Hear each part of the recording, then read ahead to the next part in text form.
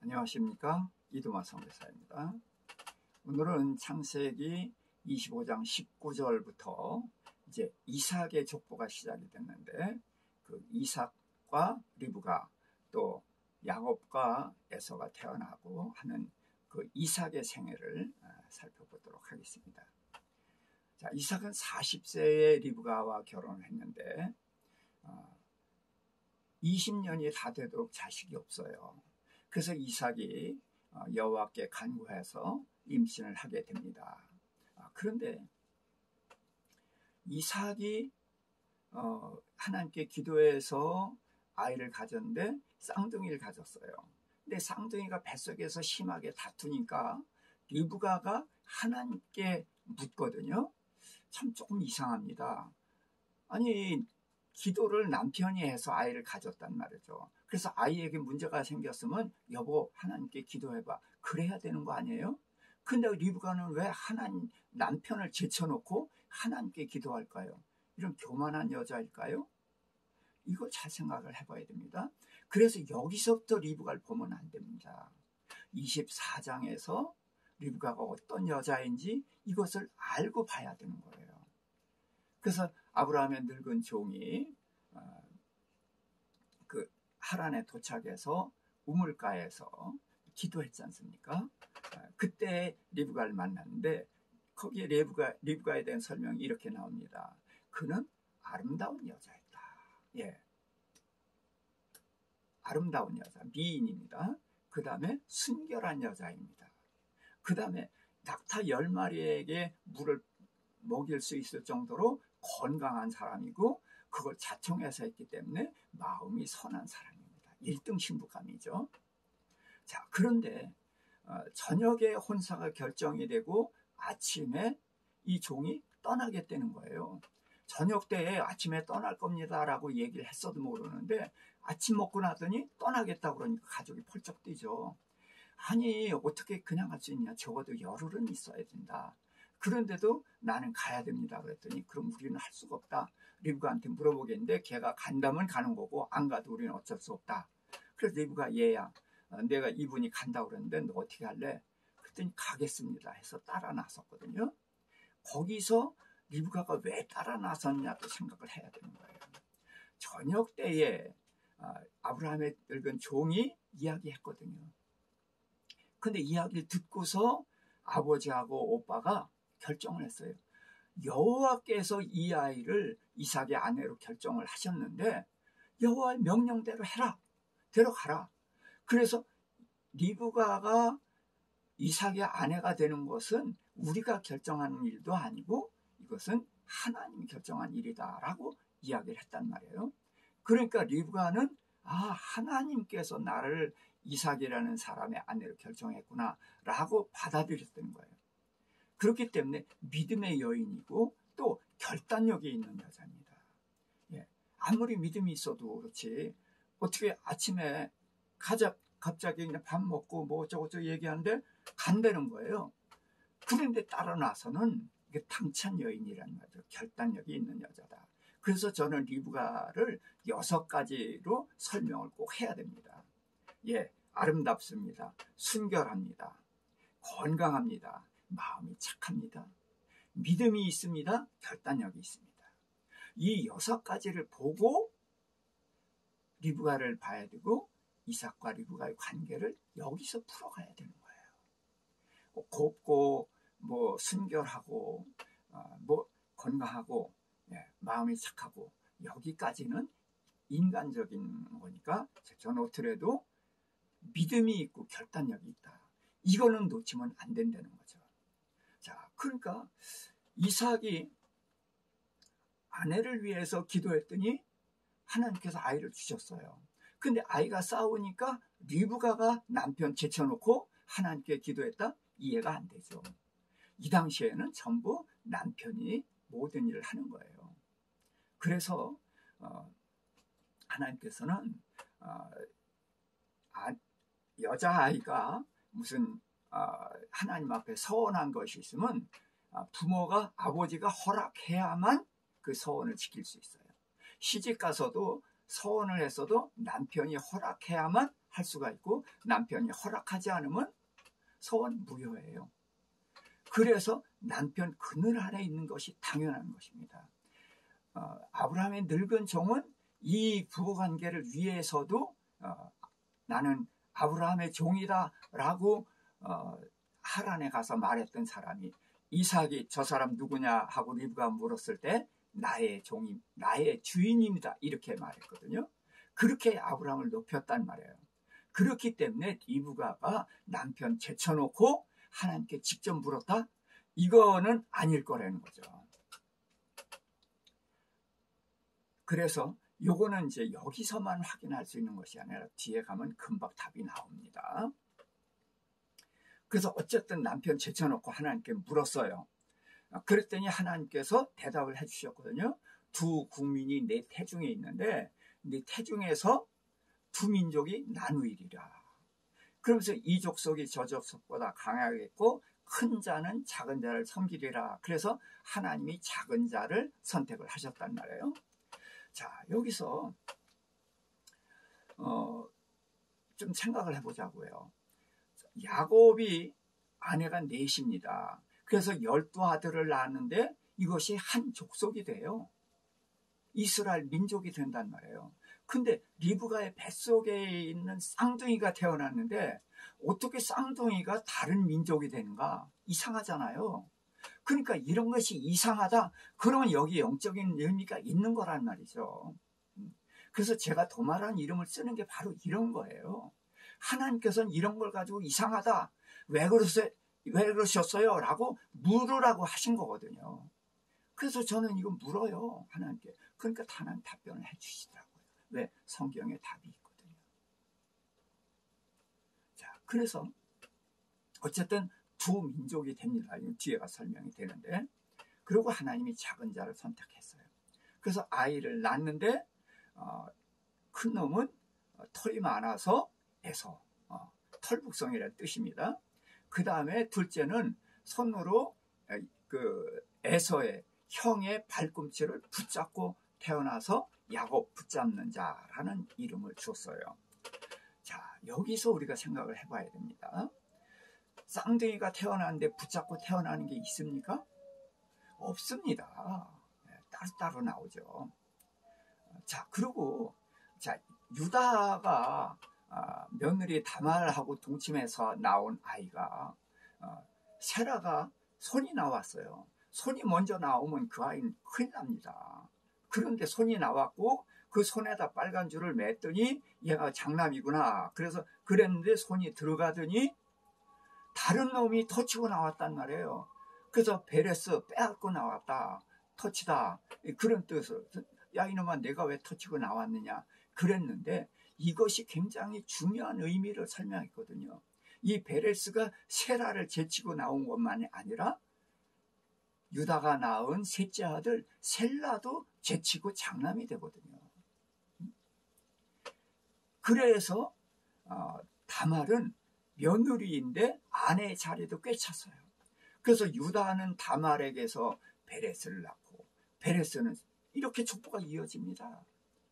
자, 그래서 성경에서 이런 것들이 나오면은 웃으라고 하는 것이 아니라 영적인 의미가 있다는 거예요. 이상하다? 뭐지? 그러면은 그 속에 하나님의 보화가 감춰 있다는 거예요. 그러니까 야곱은 붙잡는 자입니다. 이것이 야곱이 누구냐를 말씀하시는 거고 야곱은 우리와 가장 닮은 사람이에요. 그래서 하나님은 에서를 버렸고 야곱을 택했는데 하나님께서는 왜 에서를 버리고 야곱을 택했느냐? 또 왜 둘이 쌍둥이인데 다른 민족이 되게 했느냐? 여기서 제가 설명할 수밖에 없겠네요. 이것은 우리 안에 두 사람이 있는 것과 같습니다. 자, 우리는 어머니의 배 속에서 태어났습니다. 근데 예수님이 니고데모에게 거듭나지 아니하면 천국을 보지 못하고 천국에 들어갈 수 없다. 그러니까 어떻게 그런 일이 있겠습니까? 그랬을 때 예수님이 말씀하셨거든요. 그래서 자, 우리는 거듭났죠. 그러니까 우리는 먼저 어머니 뱃속에서 나왔습니다. 그리고 거듭났어요. 그러니까 우리 안에 생명이 둘이 있습니다. 이것이 옛사람, 새사람입니다. 그래서 옛사람은 벗어버려야 되는 사람이고 새사람은 천국에 가야 되는 사람입니다. 그런데 옛사람이 강하니까 새사람은 이기거든요. 그래서 하나님께서는 이 고아처럼 버려두지 아니하고 새사람을 고아처럼 버려두지 아니하고 성령을 보내셔서 이 성령이 새사람으로 하여금 옛사람을 이기게 하시는 거거든요. 자, 그런데 이 새사람은 옛사람을 버려야 되는데 우리가 옛사람을 버립니까? 붙잡습니까? 예, 붙잡습니다. 예, 그래서 여기서 간단하게 설명을 드리겠습니다.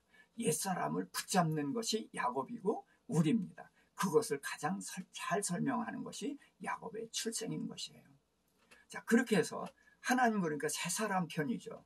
그래서 옛사람을 버리고 그래서 이게 다른 민족이 되는 거예요. 옛사람은 사단에 속한 것이고 새사람은 하나님께 속한 거예요. 전혀 다른 민족이 되는 것이죠.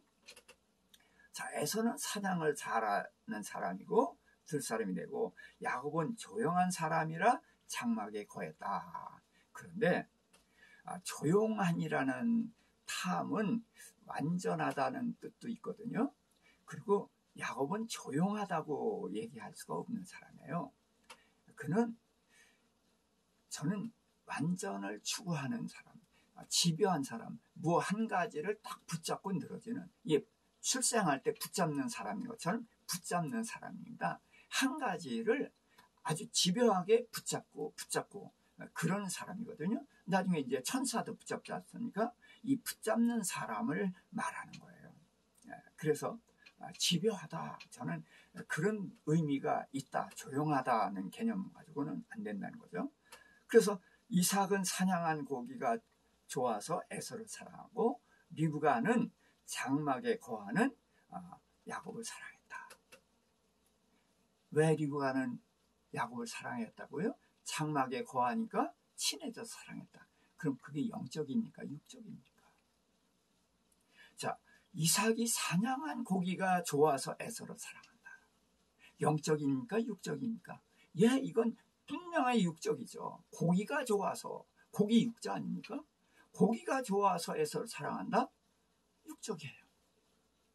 근데 리브가는 장막에 거해서 사랑한 것이 아니란 말이에요.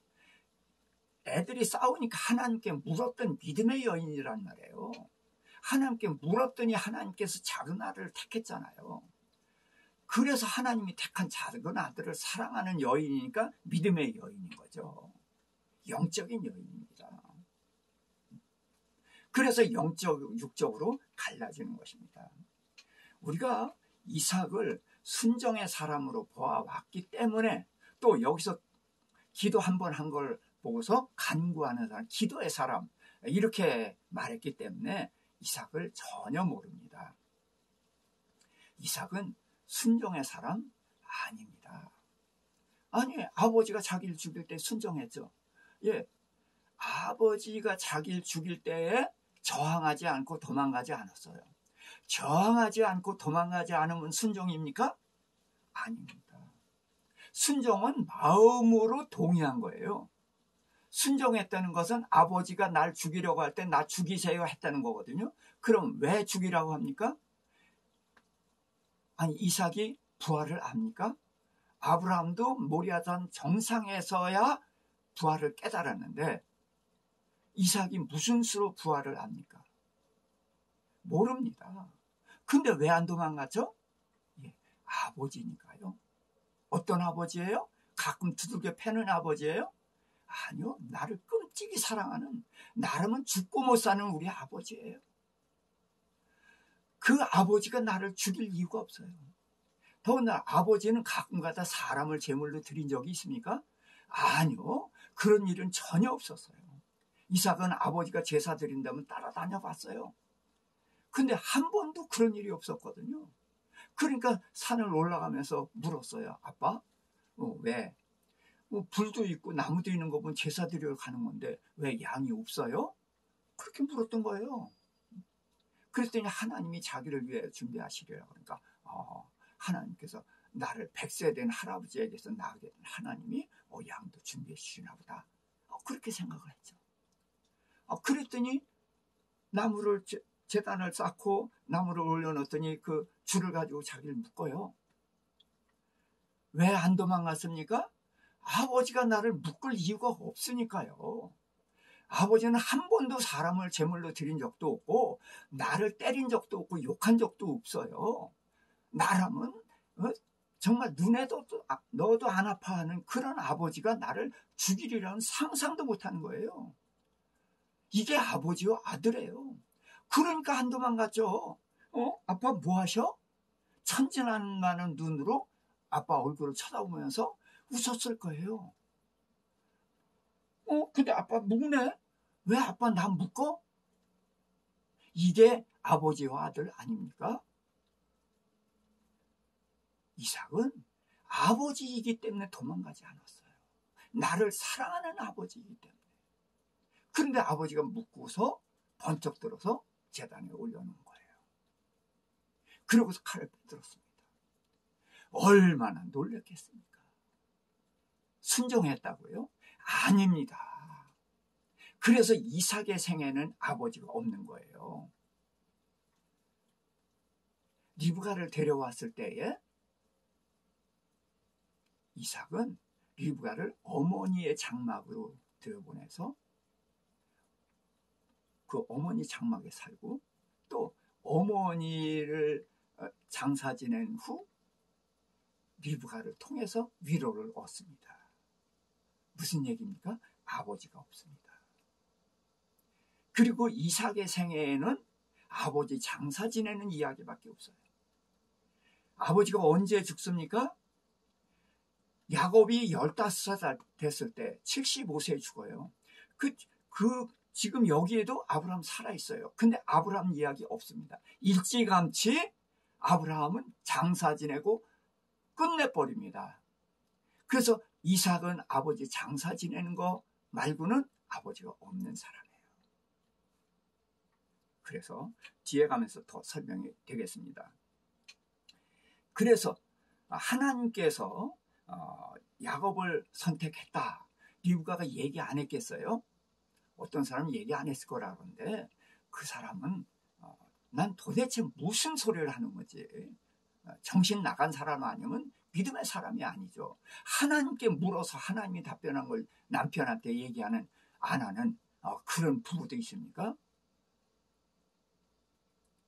남편한테 분명히 얘기했어요. 나중에 보세요. 알고 있어요. 남편이 다 들어서 알고 있어요. 그런데도 난 싫어. 그래서 에서를 사랑합니다. 그 에서를 사랑하는 이유가 뭐예요? 육적이다. 그래서 사냥하는 고기가 좋아서. 육적인 사람이라는 거예요. 에서는 영적인 사람이 아니라는 거예요. 그래서 에서는 이제 사냥하고 그런 들 사람인데 이삭이 에서를 사랑하고 리브가는 하나님이 야곱을 택했기 때문에 야곱을 사랑하는 것입니다. 그래서 두 사람이 사랑하는 것을 통해서 두 사람이 어떤 사람인지 알아야 되는 것이고, 그래서 리브가가 왜 기도했겠느냐? 남편에게 기도하라고 했겠죠. 근데 남편이 기도 안 한단 말이에요. 20년이 다 되도록 아이가 없으니까 남편에게 졸르고 졸라가지고 남편이 마지못해서 한번 기도했더니 하나님께서 아들 주신 거예요.